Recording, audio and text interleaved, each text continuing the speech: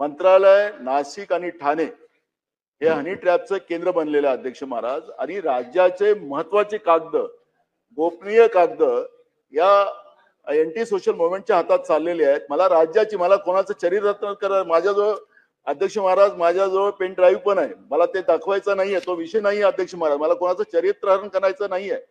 पण ज्या पद्धतीनं दाखवा म्हणाल मंत्री महोदय तर दाखवून टाकू, तुमचं सरकारचं मत असेल तर.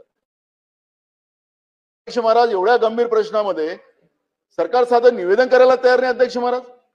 काल मी तुम्हाला म्हटलं संध्याकाळपर्यंत नाही देणार सरकार, पण काय चाललेलं आहे अध्यक्ष महोदय की या पद्धतीचं कृत्य मंत्रालय नाशिक ठाणे या सगळ्या ठिकाणी याचं केंद्र बनलेलं अध्यक्ष महाराज.